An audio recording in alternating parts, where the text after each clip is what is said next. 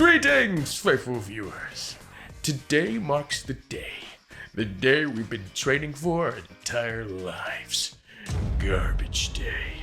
We've studied the tape, we've ran the simulations, and we're ready to go out there and give them hell. Who's with me? It's times like these I wish I had a squad of my own. You know, one with some sort of brotherly bond, maybe.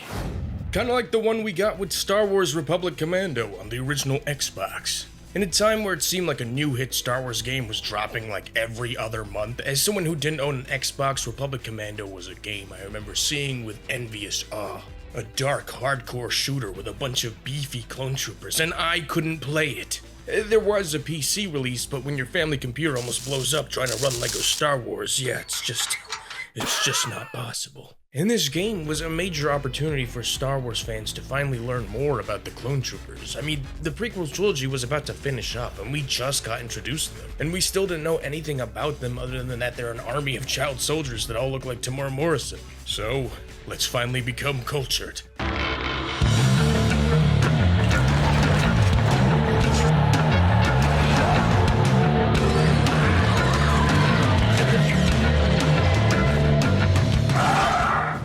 The game starts off with your very own birth on Commando, staring through a tube at your long-neck mommy and witnessing a montage of the clone training process. And that's when you're introduced to the team. You see, you aren't just any clone trooper, no. You are a special genetically engineered clone commando along with your brothers. Ooh, eat plasma, you stupid droid! You got Scorch, the funny wisecracking demolition expert. Was red, red, green, or red, green, red? Debris blocking our path here, boss. We need to detonate the rocks to get through. And I'm not just saying that because I love to blow stuff up. Yes, you are. Fixer, the brainiac technician who could slice his way through any security panel. Slicing in now. No distractions now, okay? And finally Sev, the fierce and ferocious sniper of the group. Come out, so I can kill you all. Together you form the Teenage Mutant Clone Commandos, also known as Delta Squad. All that's really missing is a big gooey cheesy New York pizza. Just a quick slice. I wish Fixer were here. This is his specialty. So, throughout the game, you lead Delta Squad through various missions throughout the entirety of the Clone Wars. That's right, you are at the helm commanding your trusty squad of test tube 10-year-olds through these gritty shootouts. If you were a 5th grader like I was when I played it, this is like the ultimate power fantasy for you. No wonder the clones executed Order 66. It wasn't some mind chip, they were just being edgy 13-year-olds. Knock that pussy down, cut. You fucking suck, bro. I'm cracked. From the very opening level, you're landing in hot on Geonosis at the very beginning of the war. Here you can already tell this is going to be a very special game, and aesthetically very different from the Star Wars experiences we were used to. Everything in this game has this gritty, very militaristic tone to it. It's a very dark depiction of a Star War. Stabbing enemies leaves their juices and bodily fluids all over your visor, which it's programmed to promptly clean off. Super battle droids show up as this terrifying threat. You're not some Jedi that can take on legions of them and use them as a punching bag, no. Your main assault rifle is too underpowered to take it on alone. You need all hands on deck. Even when you take them out, they still might start crawling at you. And there are so many little details like this that elevate Republic Commando to this incredible experience. Your HUD will sometimes start to glitch out when you're near something that might cause interference. You have this really grainy gas station camera looking night vision mode, which just makes these moments in the dark much spookier. Even the B-1 battle droids, which are typically this pathetic, silly looking laser fodder, have this much more corroded and worn look to them. You gotta remember, one of the most common complaints around this time with the prequels was everything visually seemed too clean, and lacking of the battered and worn look of the original trilogy, creating this weird disconnect between these movies. But here, it's like they directly addressed that complaint with this grounded, rougher depiction of the prequel era. Hold up, squad. I'm getting a read on something big headed this way. Hope it's not a spider droid. Moving on. Guess what? It's a spider droid. Incoming!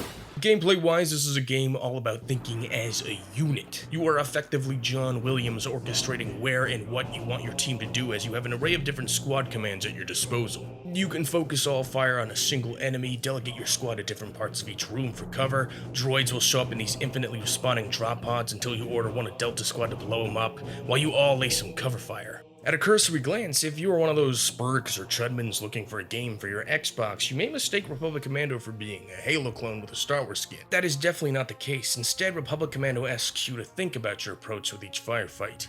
At least a little. Do you want to go in loud and guns blazing, or do you want to try and go in quiet and maybe get the drop on some droids? Who should take sniper position? Who should lug explosives? Who should you go send to revive your squad mate that you basically sent on a suicide run? Oops, go get some back to buddy. It's all on your command. It's not the most mechanically deep squad shooter at all. Most of your squad commands are conveniently mapped out as holo projections, but it definitely shines in its simplicity, capturing this nice mix of a shooter that's straightforward enough to sit back and enjoy, but with some elements of strategy thrown into its design. It's a game that asks you to consider thinking twice before barging into a room. Oh, what's the matter? Did the little babies find that last firefight too hard? What did I tell you? What did I tell you? I'm in charge. I'm in charge. And it's not just because I was born 12 seconds before you guys. I think we just lost Delta Squad. You're the reason Mom and Dad split up.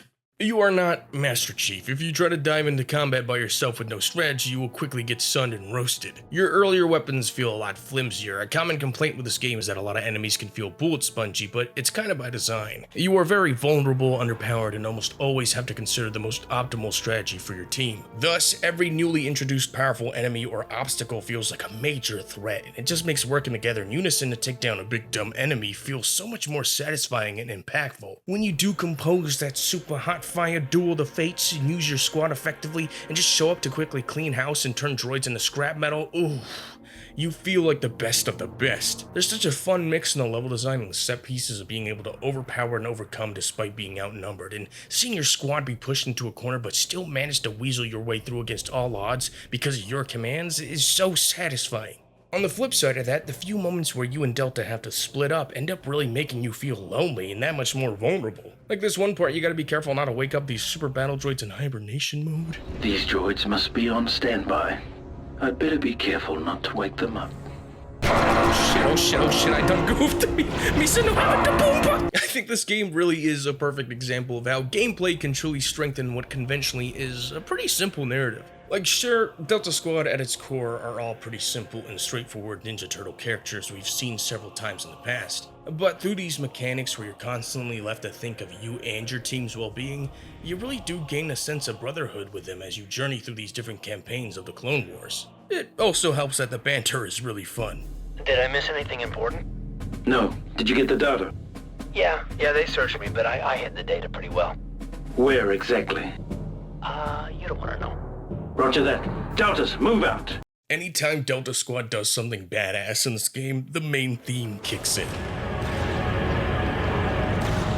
Woo-hoo! Yeah! I love that smell! All I smell is burnt Geonosian.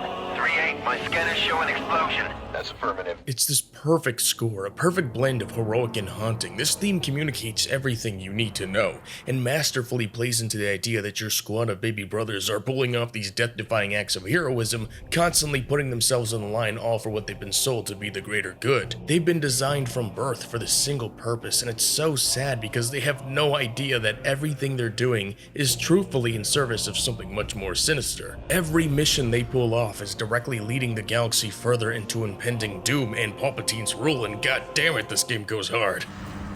An elegant weapon for a more civilized time, huh? Well, guess what?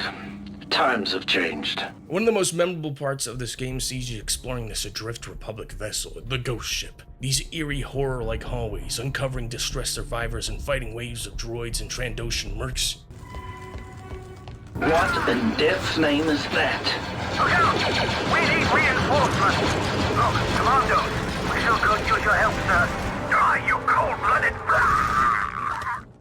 Seeing your typical run-the-mill shooter, these tight corridor sequences would feel very basic and boring, but even here they're fun because there's an element of strategy to dictating which squad member covers which hallway as enemies start infiltrating from all directions. It's a lot of fun. Look at the size of that thing. There's the core ship, sir. Are you sure, 40?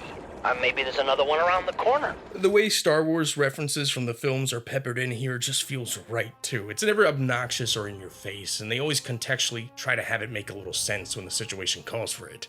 Again, it's somber and gritty, yes, but also lighthearted in just the right places with your brotherly bond and banter.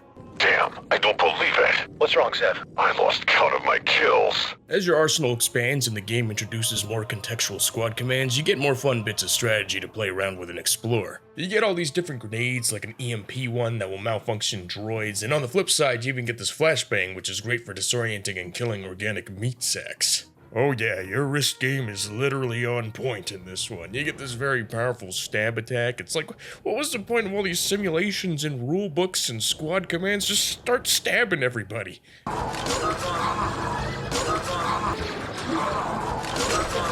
The last act of the game sees you and Delta on Kashyyyk in the tail end of the Clone Wars, serving as this little preview for the then upcoming Revenge of the Sith. See, this is where everything becomes chaotic, where you truly start having to really put your squad skills to the test as you become bombarded by just about every enemy type, all to help save some Wookiees and my boy Tarful, who they make gargantuan. Like, my god, they look like furry PS1 Hagrids. You get the Wookiee bowcaster that can send enemies flying backwards. A little Revenge of the Sith cameos start showing up, like you start having to take down Magna Guards, and yes, you actually get the drop on the General Grievous. Keep in mind, up until this point, we really didn't know too much about Grievous and how he would be depicted in live action in Episode 3. We'd only really seen him in the 2D Clone Wars series, otherwise he was still an enigmatic figure that we only got glimpses of here and there. Like, look at him on the cover of this Boba Fett book that came out early 2004. What an absolute G-unit.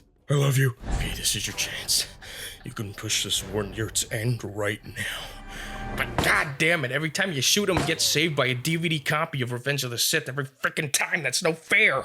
After that, everything starts to wind down. If there's one major complaint I have with Republic Commando, it's how anticlimactic it feels. You get one of the most underwhelming and abrupt endings I've ever seen for a game that was pretty consistent up until that point. Like the final hallway of the game, you're just shooting some bugs. It's one of the most common nothing enemies in the game, and there's no sense of impact to this finale. Spoilers, you hop on a turret, Halo Reach style, and shoot down a separatist ship, and randomly your squad member Sev goes missing while you get direct orders from Master Splinter himself that you have to head out and leave him behind. Now, I do like the idea of Delta Squad losing one of their brothers last minute after putting so much on the line for the Republic, and perhaps even building a sense of resentment for the Jedi because of it. Ooh, especially right before Order 66, it's a nice setup. But this game really deserved a much stronger finale. It's one of those titles that kind of runs out of tricks partway through, and just can't seem to figure out how to wrap things up. This game in general just really never presses into these characters or puts them in some really tense and emotional situation until the very last minute off screen.